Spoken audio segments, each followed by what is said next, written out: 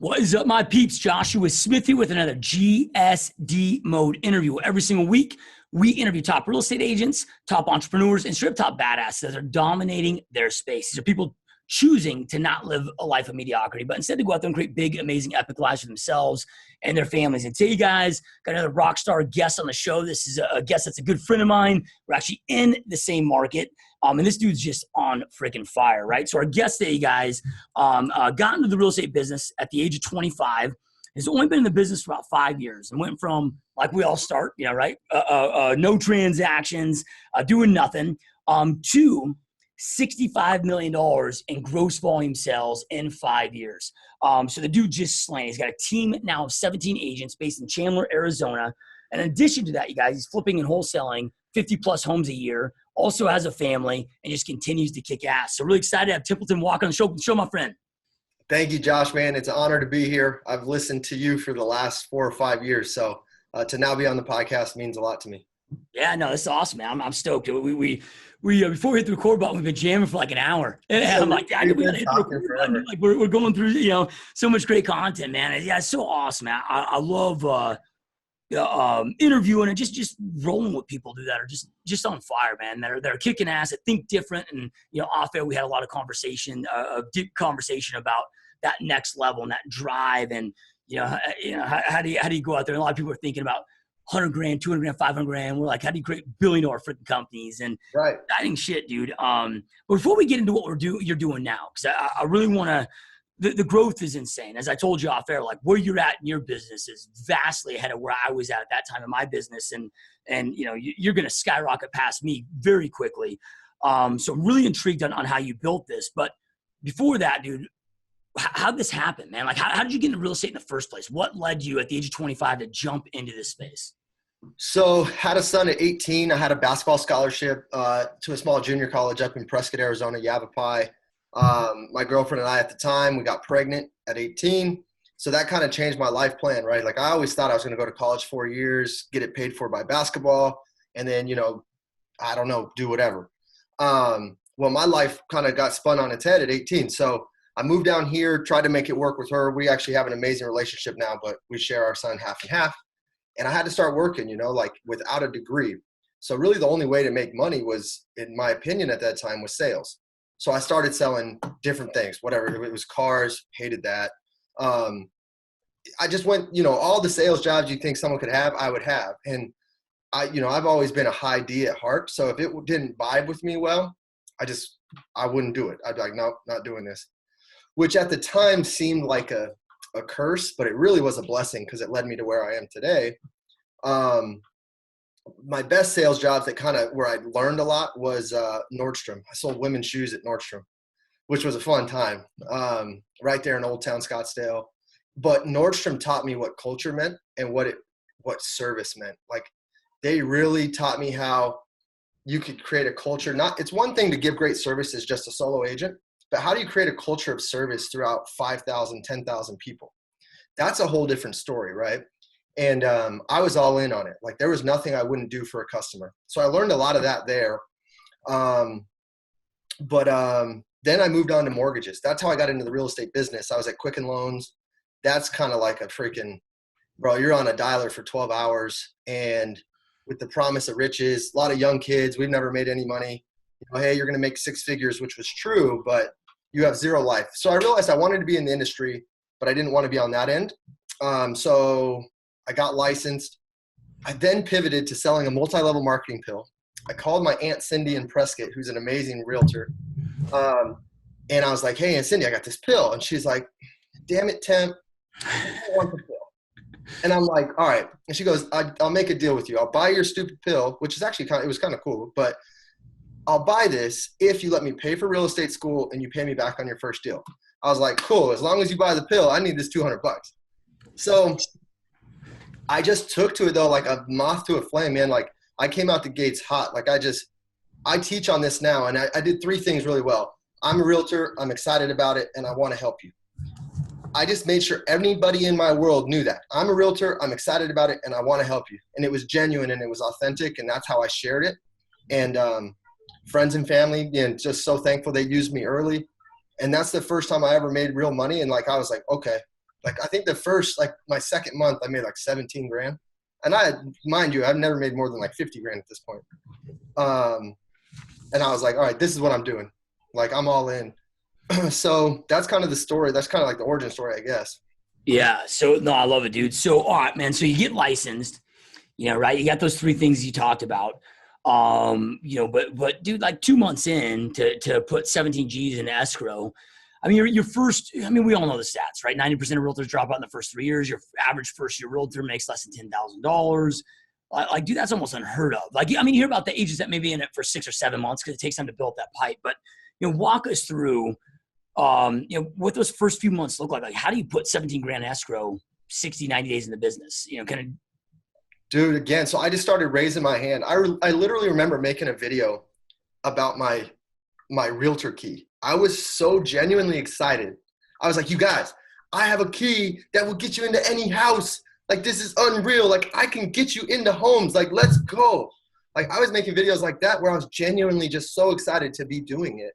And I think people fed off that energy and they were attracted to it. And they were like, hey, man, he's new, but if nothing else, he's grinding and he's excited about it. And he's genuinely willing to help. Like I have a big heart that I care, if you're in my world, I care immensely about you and people know that. So what I did was I made content, man. I was on social media. Probably 20% of the people hated me because I was always posting about real estate, but I convinced my parents to buy a house that me and my then girlfriend, my now wife, could rent from them. So that was a deal. I had a good friend hit me up that needed to sell and buy. And then I sat an open house and found a buyer and, so 4 deals popped. 4 deals. At the time I was on a terrible split at this brokerage. So after they took their pieces, man, I had like 17 grand though. I was just like, oh my God, like this is the life that I'm going to live. Right. And then I didn't close like a deal for like 2 months and I was like, oh shit, like I'm not going to make 17 every month. So I had to learn the hard way on that, right? The roller coaster. But really, man, I just got super vocal about what I was doing. If you were in my world or if you bagged my groceries or if you cut my hair or if you taught me, if you were my teacher in 3rd grade, you were going to know that I was in real estate and I was really excited about it and I would love to help you. Yep. No, I love that, dude. I love it, man. So, all right. So, and I think that's really important for listeners to hear. Cause I meet so many real estate agents and even a lot that join my team that like right out of the gate, they're like, they want to master the Expire script or the FSBO script and go after that new business. But I'm like, look, dude, the freaking gold's in people you already know, right? Your network. 9% of buyers and sellers right now are going with it. Picking a real estate agent that's a friend, family member, relative, neighbor, or a realtor that you used in the past. Like Expires is like 1.5% of the business out there, right? I mean, it's just the scraps. So you hit up your SOI first, and you're very open about this on social media. Did you also like pick up the phone and reach out to everybody you know, or was it really just making sure we're connected on social media and making sure they were aware of that way? So in the beginning, I had no idea. So it's mostly just like me just taking massive action and in like a genuine, authentic way. But I was doing so many things wrong, Josh. I mean, now I finally got some coaching like in my 2nd year when I really kind of blew up. And I re-engaged my database. If you've ever heard of the Core, I coached with them for a little bit. So I did a letter from the heart. So I let people into my life. I wrote them a letter and said, hey, here's what I'm up to. Here's what I'm aspiring to do. And here's why I'd love to be in your world. So I write them literally a handwritten letter. Then I also would call them. Then I would also email them. Then I would also send them a video. So I got more tactical in my messaging. But in the beginning, man, it was like me and my phone just like, hey, I'm out here. I'm showing houses. Like I was just I was really loosey-goosey. I didn't know what the heck I was up to, but I was just doing it like constantly. But I did in my 2nd year, I got much more sophisticated about it and finally got some coaching, which is huge. I mean, you and I spoke about coaching for 10 minutes before this is, we don't have to go touch all the hot pots. There's a lot of people that have touched the hot pots that can say, hey, don't do that. Do this. You know what I mean? Yep. Love it, dude. All right. So talk about the your first few months, killed it with that. Then you had a couple months of no business, and you kind of had to learn the hard way with the ups and downs and the roller coaster and lack of, with that. So like what then the transition from there? How did you get it to the point where you were consistent enough to keep growing? Because year 2 was the coaching. So I'm guessing though you had consistent business for the coaching. So the first year I did like $5 million bucks. And then the second year I did about 12 million solo. And that was the year where I was running out of bandwidth. I had no leverage. I couldn't keep up, right? To sell 12 million on your own. And I wasn't selling $1 million homes by any means, you know? So I was just grinding, right? That's when I realized I needed to get some leverage. So the coaching was huge. And then also I just had to get more serious on like working on myself, because in that first year, I could have done 10 million in the first year, but I would get papered up. And then me and my wife would be like, I was addicted to the Hotwire app, man. I was booking resorts and drinking mojitos, chilling, and I'd run out of money. And then I'm like, oh shit, I got to go make more money. You know what I mean? So I had to kind of have a come to Jesus talk with myself and say, hey, Temp, do you really want to do this? Or do you kind of want to half step? Because you could do that. I mean, you could live a good life as a realtor, kind of half interested, but that's just not how I want to operate, you know? So I wanted more. So that second year I got serious. I started paying for coaching, and I started to put some systems around my business.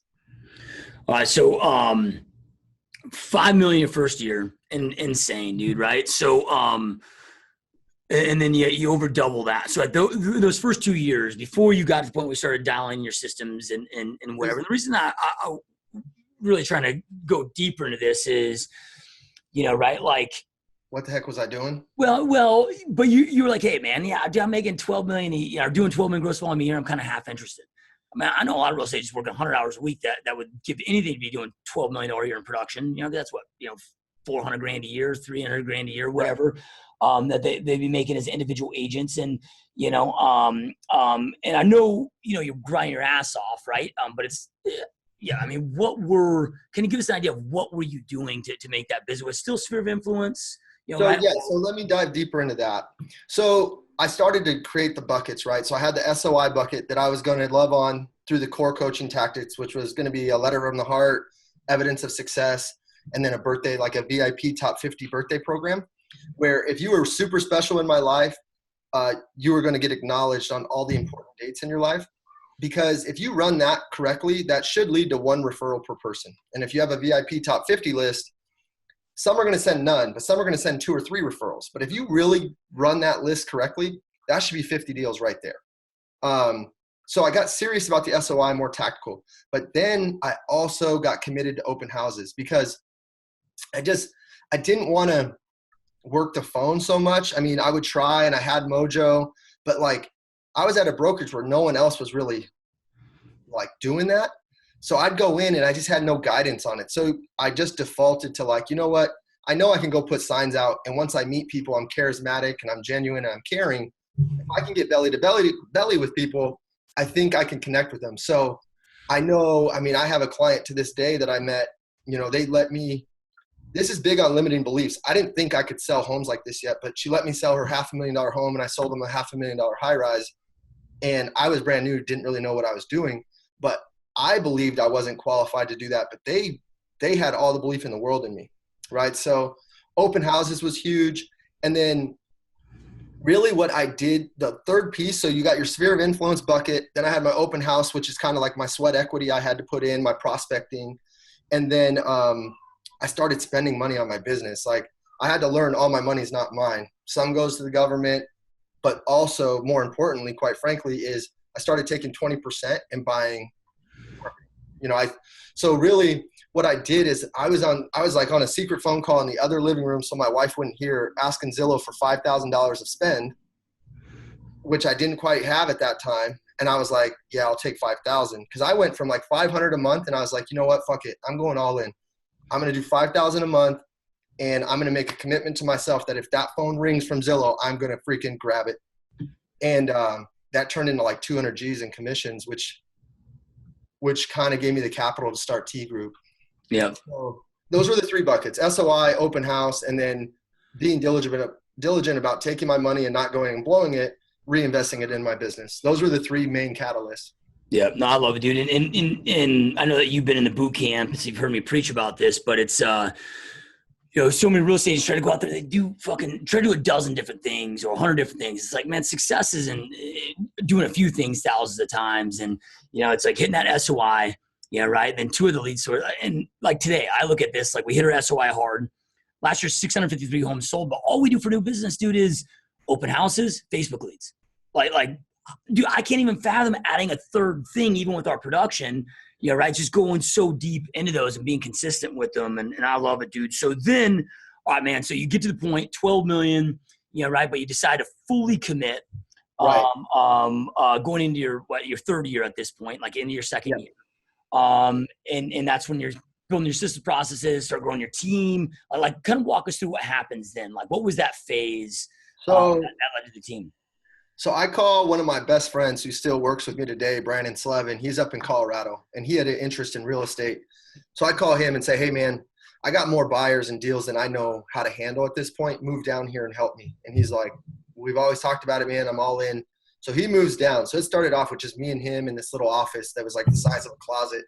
Just like, all right, what do we do now, right? Like, we were just kind of essentially, but what I did wrong was I didn't hire an admin first. I brought on buyer's agents first. And then I had other people, because the way I share my life on social media, it attracts people, right? And they say, man, what are you up to? You look like you're loving your life. You're making good money. Can I come do that? And I would always be like, yeah, man, like, I'm going to hire you. So I had like 5 buyer's agents at one point with no admin. And I'm not an admin guy, right? So I'm helping them write contracts and stuff. So it really was kind of put a plateau in my business and really hurt me. So anyway, Brandon comes out. I hire a few other people, great agents, but I didn't have that admin piece, but I knew I needed it. So I started to try and find a great assistant, transaction manager, my first admin hire. And I hired it wrong 3 different times. I mean, one lady, super sweet. Her name was Linda, but she was old. And there's nothing bad with being old, but I didn't test her computer aptitude. Everything else was great. And then we got in there, bro, and she's like, okay, I'm opening the email, and then I'm going to write the email, and now I'm typing the email. I was like, fuck, let's go. Like, so, dude, I gave her 4 weeks pay, and I was just like, I'm so sorry. Like, I hate letting people go. I just, like, way overpaid her, and I was like, please go. I'm sorry. Yeah. Like, I felt so bad.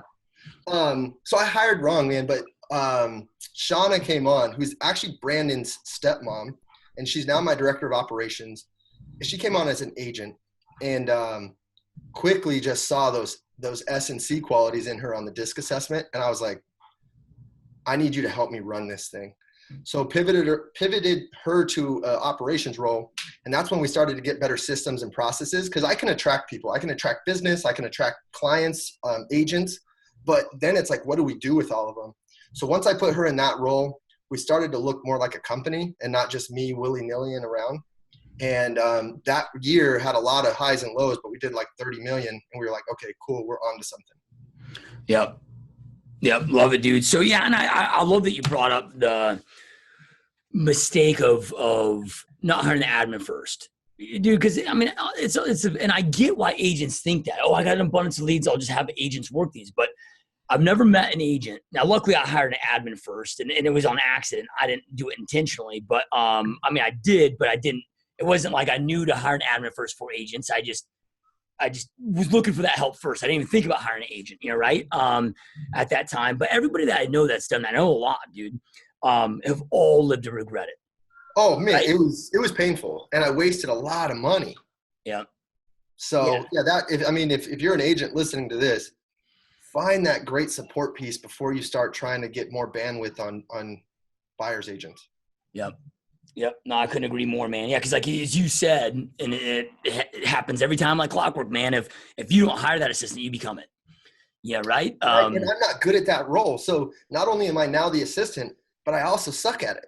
So like that's a double whammy of not good. You know what I mean? Yep. All right, dude. So then you're down the system, down the operations. I mean, what size was your team into that 30 year at 30 million? I think we had it was me, Shauna, Brian, Grayson. I think I had like 4 or 5 agents. So, okay. But I was doing, 15 million of the production, and everyone was new. I think I did 16 solo that year. Yeah. And then the other 4 did like 14 million. They were all, I had one at like 4 million, 3 million. So I wasn't giving them, they were new, but I needed to give them better opportunities to do more business. Yep.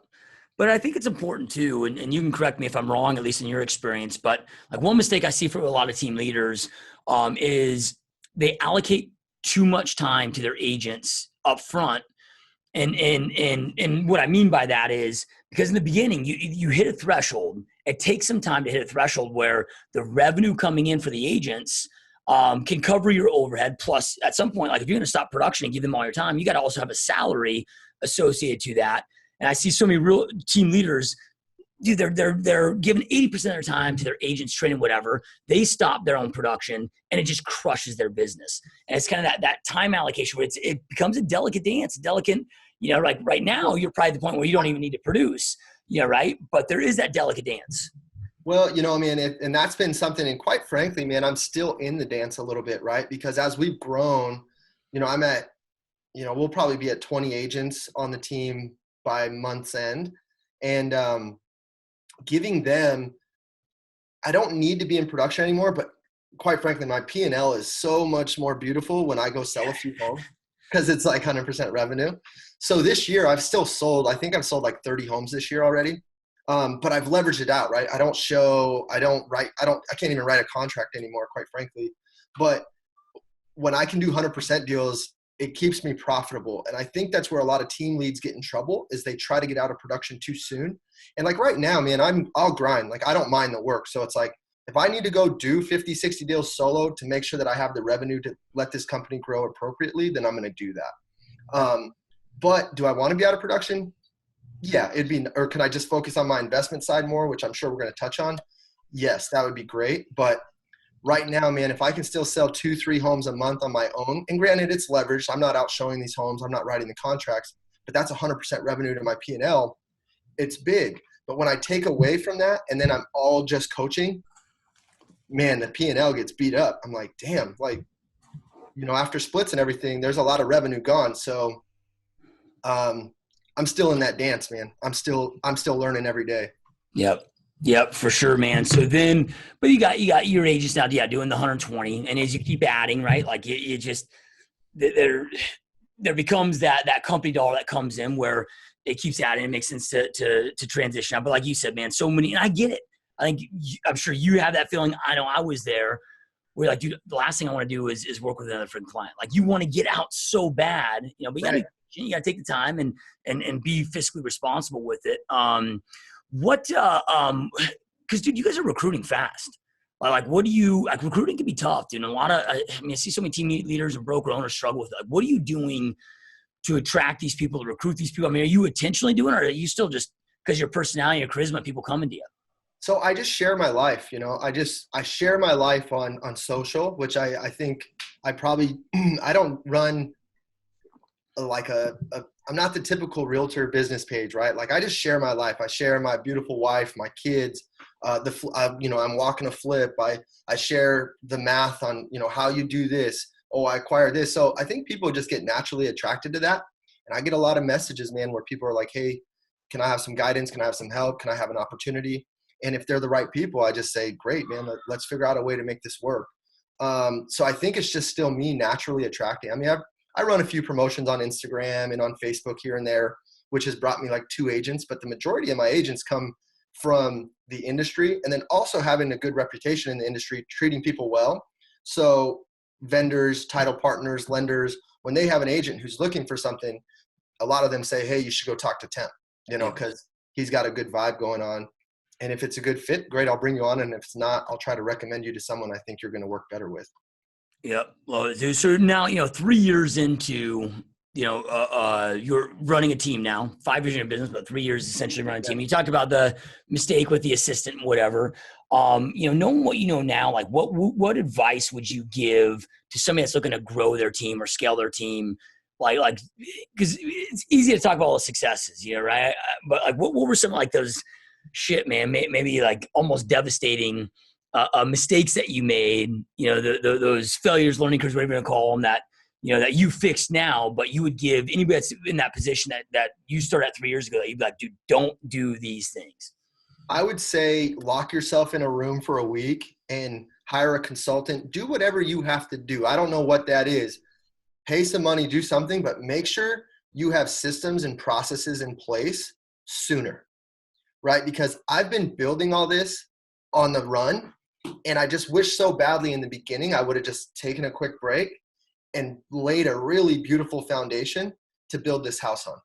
But I didn't do it that way, right? So now I'm having to almost stop production at times, fix things, get them very sturdy and sound, and then build on top of them. So I would get an amazing foundation and clarity on what you want sooner. That clarity is huge, man. So I teach on this and I do temp talks and different things. If you don't have clarity of what you actually want out of life, then, you know, you see these huge producers on stage. And I remember when I started, I was like, I want that. And then you realize, wow, they're not happy, or they're not living a life that would fulfill me.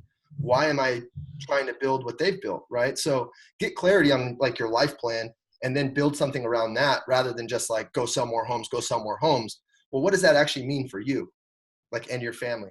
So I was not clear on what I wanted soon enough, and I didn't stop and build systems and processes on the front end that I can now grow something massive on. Like we spoke about before, you're putting processes in place for a massive business, right? That can grow, and you're thinking bigger sooner.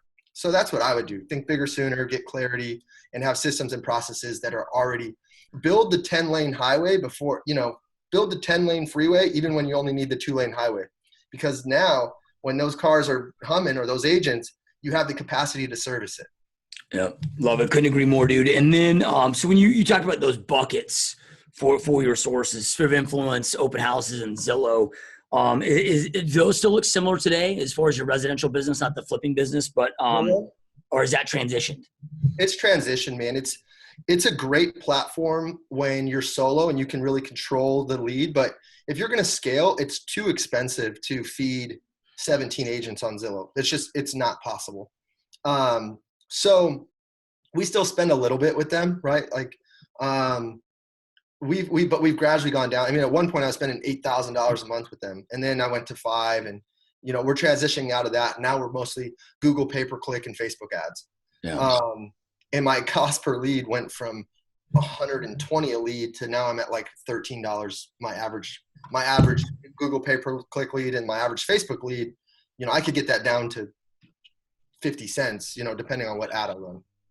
Yep. A lot of the Facebook stuff I learned through your platform. Yeah. I know. I mean, it's, you know, it's not as instantaneous as like a Realtor.com or Zillow.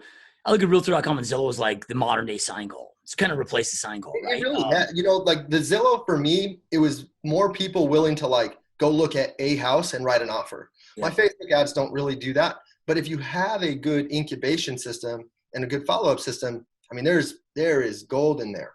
Yep. And then just getting your agents to buy in and believe that these leads are as powerful as they are is the other half of the battle.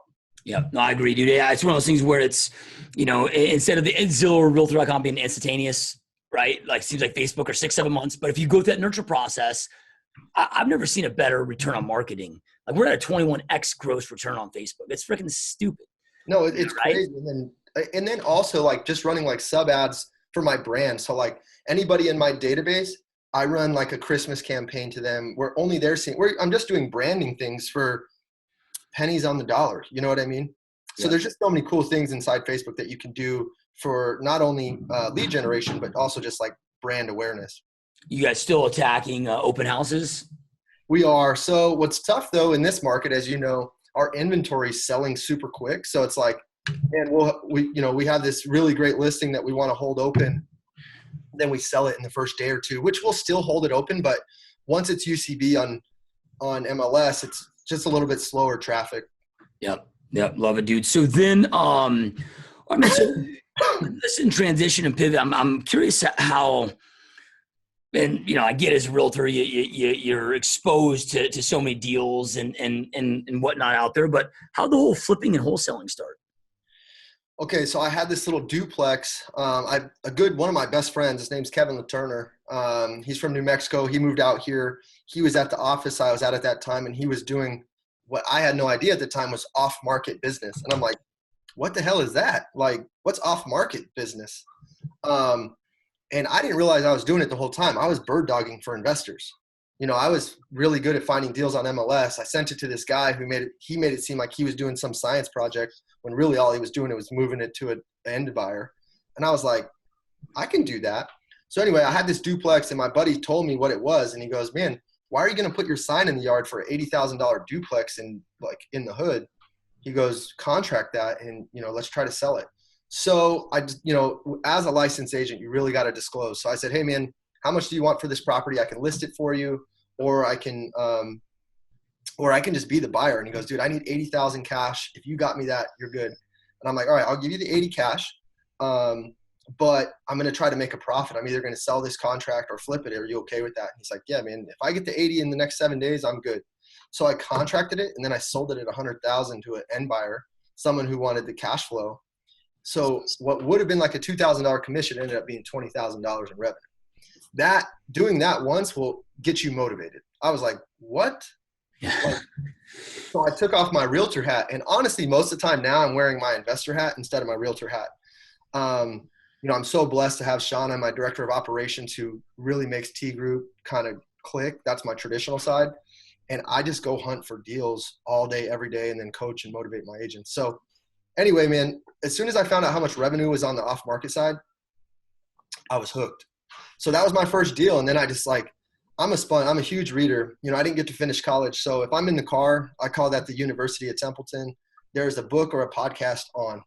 And I just read every book I could on wholesaling, every book on flipping. And I just dove in. If I do one thing well, I take risk and I jump in quick. And I've been burned a couple times, but more often than not, I've come out the other end in a better place or learning something. Yeah, love it. So those like the 30 deals you've done year to date, because it's July, right? So let's just say you end up doing 50, 60 deals year to date. Are those attached to flips that you're doing that you're selling? Are those straight other client deals? So the 30 deals I think I've done 28 traditional deals this year through my sphere of influence. So I don't take leads anymore. The only thing I do is work my database. So if one of my friends or family or past clients calls, great, I'm going to take care of you personally. That means I'm going to negotiate the contract and do all that. But really my TC takes on the escrow. She writes the contract. And my agent is typically going to go show the home. So that's my deal, but it's not super cumbersome on my time. So those 28 deals are traditional. And then I usually wholesale 3 to 5 deals a month where I call it like my little war chair. I got this big ass leather chair and I just go find deals. And then I've learned how to contract them. And then I have a very big pool of investors that buy from me. And there's 2 things that make a great off-market deal. It's the deal and money. Those are the 2 things you need. In the beginning, I had no money. So I had to get good at finding the deal. So now that's what I do, man. I'm just a master. I wouldn't say I'm a master, but I am good at finding deals and then partnering with the right people that want to hold them as a flip or an end buyer. Yep. Love it, dude. So then, because I get asked this question quite a bit, more so like in the boot camp and stuff that I do or my, from coaching clients, but it's, where do you go find the buyers, right? Because you have these great relationships with investors. I'm sure it's not like a different one for each each closing, right? You might have a handful that you're constantly feeding and it creates this great relationship. And I think a lot of real estate is like, that's the dream, right? And I know there's of course meetup groups and you can go down the courthouse and meet them. And what suggestion would you have if somebody's like, dude, like I can find the deal, but I need that person with the money. How would you recommend that they go find an investor? I think the fastest way is to find a deal because great deals find money. So if you find a fat deal and you locked it up at the right place and you put it on your Facebook or you put it on Craigslist and it's true, that's truly the numbers you have it at, off that first deal, you'll probably get 20 investor calls that you need to then start creating a database. For me, I actually plugged in with a great friend of mine now. His name's Jamil. He runs Keegley. He's a huge wholesaler. He does 30, 40 deals a month. In the beginning, I didn't even have the investors. So what I did is I said, okay, if I can find the deal, will you help me sell it and I'll split the money with you? So I didn't even have the investor yet, but I found somebody who had the investors, right? So you just have to get creative on bringing value to the people who can help you. Yeah. So he has the biggest buyers list here in Arizona, or one of. So he could sell my deal in a day when maybe I locked something up and I could have never got it sold. Well, now I'm like, hey man, take half the revenue, and I'd rather make $5,000 instead of 10 or instead of nothing. You know what I mean? Yeah. So I would say that piece is go find deals, because investors will call you and find you and post them. And then also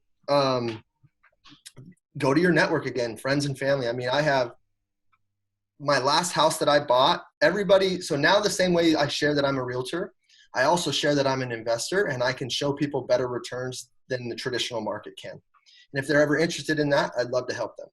So when me and my wife, I share that with everybody. It's like, hey, if you have extra capital that you want to put into deals, I can show you what that structure looks like, and I can get you paid. So we bought a house in Gilbert like last year, and then we decided, like, we're all minimalist right now, and we've downsized, and I'm in this like crazy headspace on that. We could go into that, but we sold the big house with all that. But the people I bought it from, we connected super well, and they have money. So I was like, hey guys, if you're ever looking for something, this is what I do. I'd love to connect. I mean, I just bought their house. I don't know them. Now they're my biggest investor. They've opened up $1 million to me that I can use at my discretion to go show us a return. Yeah. So it's really just figuring out, it's just sharing what you're doing with passion and being authentic, being genuine, because people can see through the BS.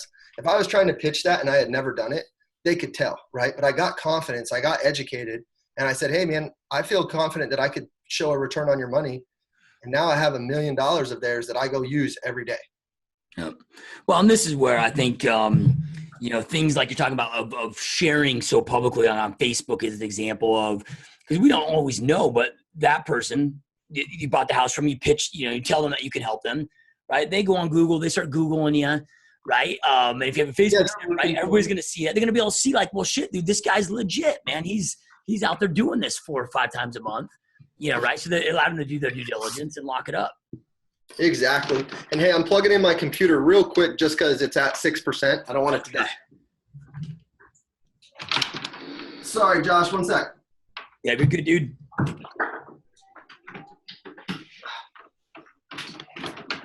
The lighting's not so great over here, but at least you still got me. Yep. So, but yeah, man, it's just, they can look you up. And then if you really are doing something, people they have a BS meter, right? So if you're bullshitting, they'll know. But if you're just don't ever lie to people. Don't tell them that you're a master of something that you're not. But if you're confident in your ability to do something, ask people for the business, man, because they're looking for other ways to generate income, especially people with money, man. Those guys out there love it. They're leveraging my time and my skill and getting a great return on their money. You know what I mean? So it's a win-win. Yep. Love it. Now, do you find yourself ever getting more torn? Like, cause you got, that business that you could blow up. And if you just focus on that business, you got the real estate team that's blowing up that you could, and I don't live in this whole world of either or, there's no reason that you can't do all of it. But do you ever find yourself being more attracted or more pulled towards one over the other? Yeah. I mean, when I first started wholesaling, I almost was like going to shut down my biz. I was like, dude, I'm just going to do off market. And I'm like, whoa, what are you doing, Temp? Right? Because it almost becomes like intoxicating where you're like, holy shit, this is awesome. But I've learned that my real estate team is the engine that all of this other good stuff spins off of. So to your point though, I feel like I've been dabbling in it and I've been interested instead of becoming a master of it. So literally yesterday I reached out to someone that I highly respect in that field and hired him as a coach. So like for me, T Group is going to run and keep growing and be successful. And now I want to start my cash offer business and my investment business to run parallel with it and grow. But for me, I had to find a mentor and a coach. So I literally just hired him yesterday, which that's kind of something people should realize is like, I'm pretty dang good at this. People come to me now for mentorship and guidance, and I'm still seeking coaching on it, right? Because I understand that I don't know enough. So I want to get better at it so I can grow quicker. Yeah. Well, I mean, if you break it down, like you're more successful right now than you've ever been in your life, right? But you're probably also investing more in coaches than you've ever invested in your life. Like I know I am. Yeah, right?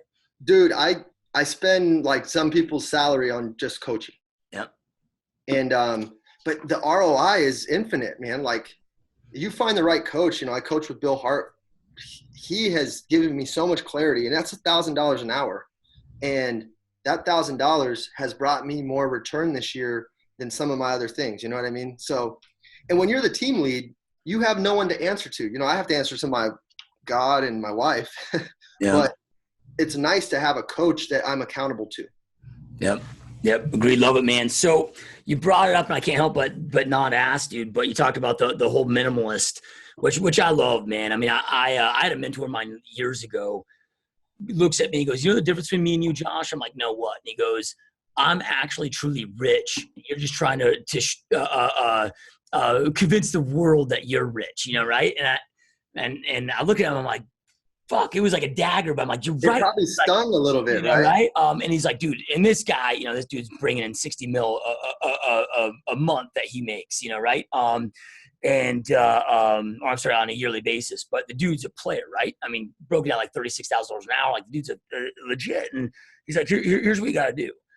He goes, yeah, I live this lifestyle now. He goes, but I learned to operate off of 10% of my income. And, you know, paid, of course, Uncle Sam theirs, but then everything else invested. He's like, learn to dabble your means, and we had to downsize heavily. And now we're at 5% of our income. Yeah, right. Like, dude, I'll make more in a month than my house costs, right?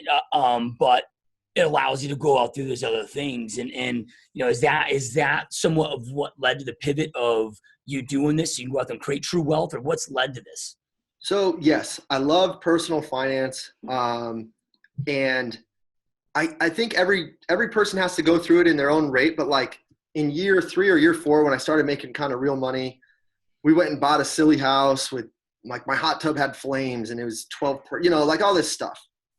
And like 10 months in, my wife and I look at each other and we're like, is this what we want? Like, this place is huge. I know you hate cleaning it. I hate paying for it. And we can afford it very, very easily, even the big house that we were in. But we were like, you know what? Let's start playing this game differently. And I read this book called Goodbye Things by this Japanese author that I can't pronounce his name, but it's called Goodbye Things. And literally, Josh, that night, I went and got rid of 80% of my closet. I had about 200 pairs of sneakers. That got cut down to about 40, which there's some I just can't get rid of. And I started to create a life plan to get rid of the excess. I said, you know what, man, I don't give a shit what anyone thinks. You know, let them think we're in financial hardship, or let them think we're in whatever, because we're downsizing and I sold my big 750 Li, and I just wanted so much extra income. So you know what I've been able to do this year though now, Josh, is I've bought 6 homes this year for buy and hold. I've bought a home a month that I've put into my portfolio. Yeah. That's not possible if my expenses are just through the roof, right? There's just not enough. I'm playing, you know, so now if I can even stay on this track of, let's just call it half. Let's say I'm done buying homes this year, which is probably not the case, but I can just buy 6 homes a year for the next 4 years. I mean, how much passive revenue do I have? And, you know, and I believe there's good debt and bad debt. And good debt is debt that's in your name that someone else pays for, and bad debt is something that has to come out of your pocket. So I've become massively intentional on only having good debt and then keeping my expenses low. So I earn great income, and my wife and I live on about $7,000 to $8,000 a month right now. Yeah. I mean, we bought a $330,000 house. We redid the bathrooms, and I helped my folks get a place, and I opened an office 1 street down. Like, I can walk to work, man. I just reconfigured my life and said, I don't need it all, right? Like, my house payment now, dude, is $1,400. Like, and where I was like 6 G's a month. Yeah. So anyway, like for me, I have so much clarity. And when you get rid of the things, it brings so much power into you, because I'm just focused on what's important. And that's the people, the moments, and the legacy that I'm going to leave on especially my 3 kids. I have 3 little boys. I'm focused on that. I don't care if I have 3 fat whips in the car and the flames are on the hot tub. Like, I really just don't give a shit anymore. Yeah. Do you think, you know, because sometimes I think about this where, you know, it's like, all right, because you and I, we can talk about this, you know, like having the fancy, like who gives a shit about the fancy watch, the fancy cars, the fancy, you know, whatever. But it's like, we also had them and realized, you know, we had to have them to realize that it's like, oh, dude, this $10,000 watch doesn't really make me feel like it becomes fucking silliness, you know, right? Or the you know, $120,000 car or whatever. It's like I drive my pickup truck, my Tundra, I like more than my freaking Jag XF, you know, right? That I had. And But do you feel like you had to experience that to come and get the clarity that you have now? Where you're like, well, fuck, I don't really, because you've had them and you realize they add no value to your life. I did. I had to experience it because, dude, I'm big on affirmations and visualization, essentially the savers that Hal Elrod does. I'm all in on those. And I would visualize my Hyundai Sonata was that 750 Li, dude. I was like, that's what I was in that car. I could feel the leather. I could feel the Harman Kardon sound system. I could feel it, right? I would visualize that wherever I was driving. And then I got it. And literally within 2 weeks, I was like, this changes my life 0%. Yeah. I'm impressing people at streetlights who don't give a shit. You know what I mean? Who are never going to know me, that have no interest in my life and my well-being. Why do I care what they're thinking? So I do think I had to do it, though, to then learn. I tell my agents now, I'm like, you guys, do not buy that car. Like, it will not change your life. No one cares. No one cares. They still buy the car. Yeah. And then they buy it, and then they're like, damn it, I shouldn't have bought the car. Like, I think we all have to feel it, because I had people tell me like, yo, you don't need to do that. And then I had to learn through my own experience. Yeah. Love it, dude, man.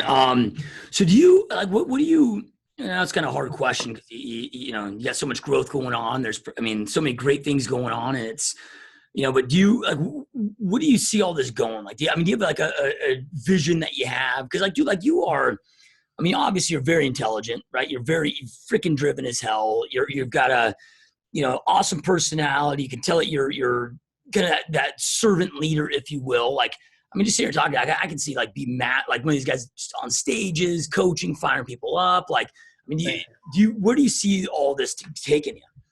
Well, thank you for the kind words, but I would just say, man, like, it's funny that you just mentioned that. I have found that my biggest passion right now is when I'm motivating, inspiring, and helping people. Gosh, it lights me up. Like, I do these things called temp talks, and I did one yesterday, and I spoke to people about, your thoughts, the power of your thoughts, getting clarity on your vision, and then living a life of standards, discipline, and consistency. That's kind of one thing that I've kind of created, and I'll teach on that.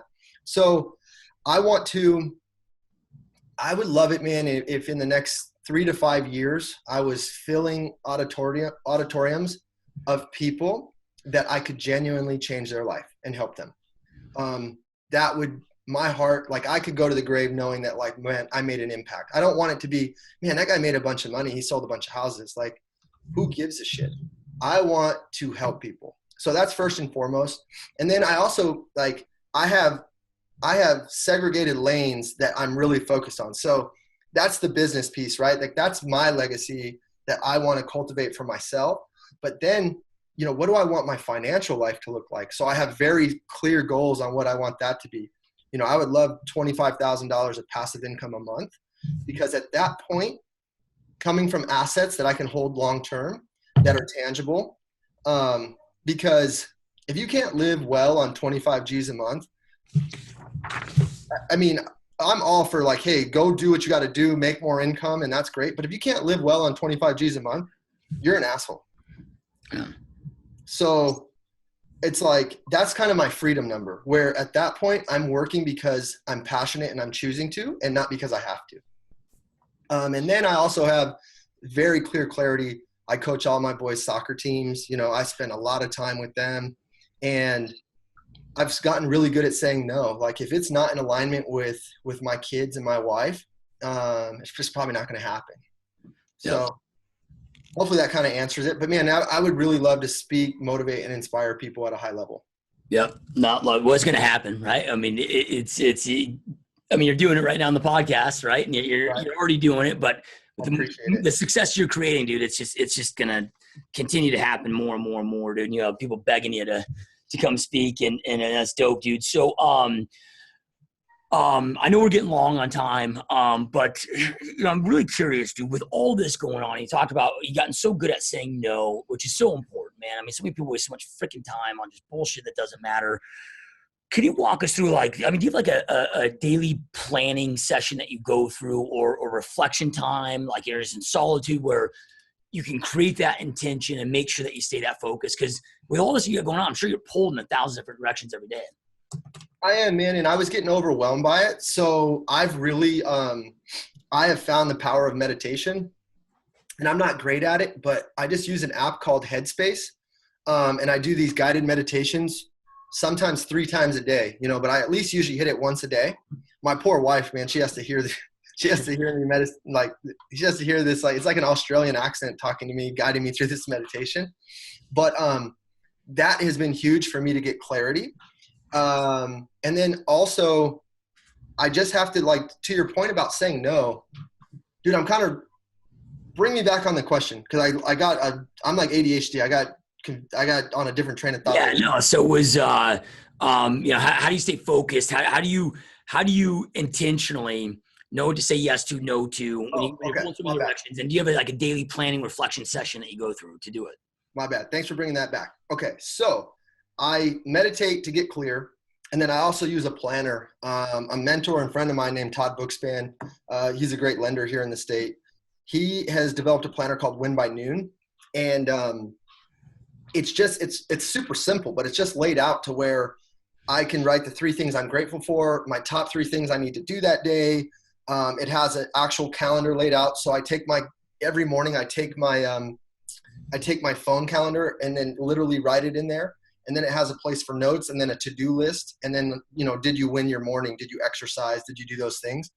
So now I actually have a physical template that I can go back and see what Q3 looked like, or Q2 looked like, or Q1 looked like. And it's great. So I love that piece. And then one thing that you said, like, when we break from our team meetings, I always ask everyone to set an intention on the day. So, like, we'll go in the circle and I'll be like, hey, what's the one thing you need to do today to make today successful? When I got serious about setting intention and rather than just like working to work, that's been a game changer. So I follow a planner.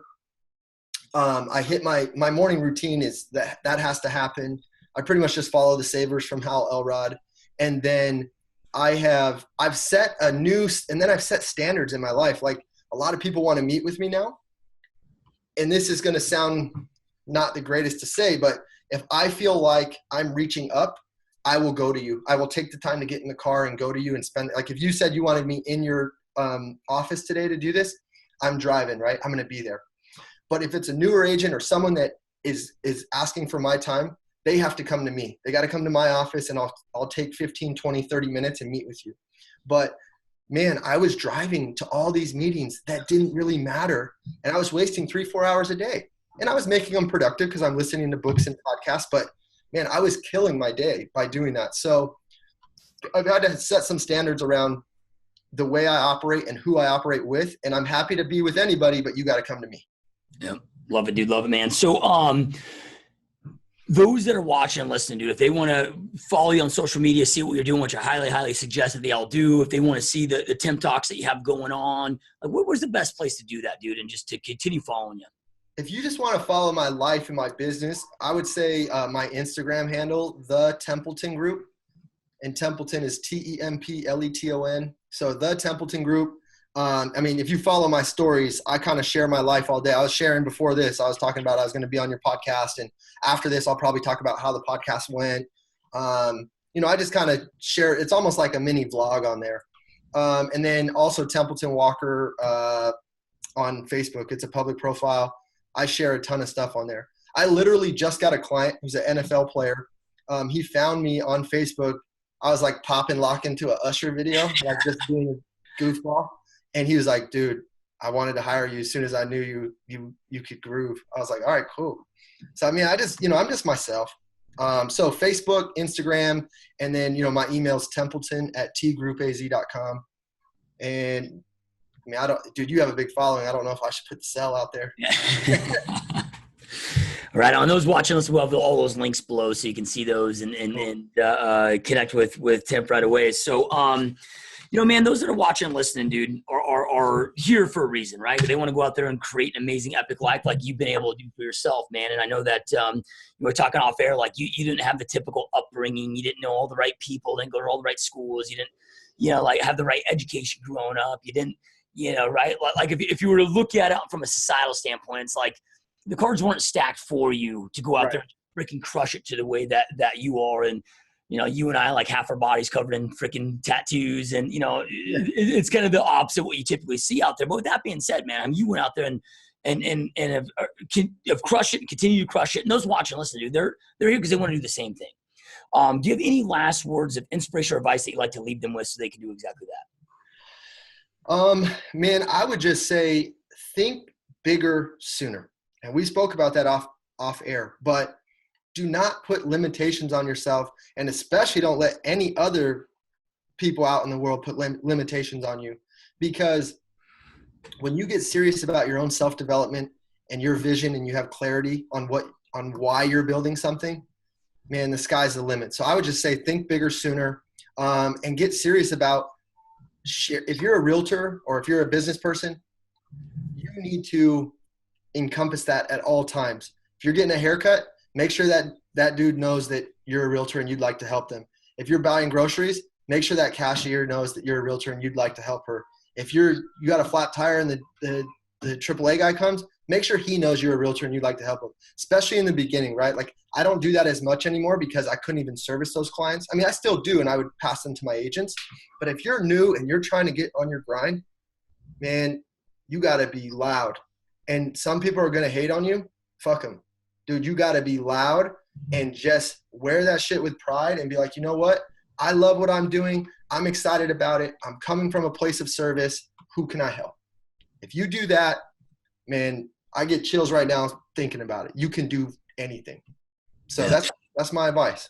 Love it, dude. So such powerful stuff. And those that are watching and listening, I know every podcast with this, but information without implementation truly is the start of delusion. Information is the power. It's taking that information, taking action on it that allows you to go out there and create the power you need to create the life you want and deserve. And Tempelton shared so many amazing damn pieces of advice with you guys. They take something that you want to take immediate action on it. So again, you go out there and create the life that you want and deserve. And Tim, dude, man, I truly appreciate you taking time out of your busy day to be here, dude. This has been a huge honor, a hell of a lot of fun, dude. And I know you're a busy man, dude. So this has been awesome, man. I truly appreciate you.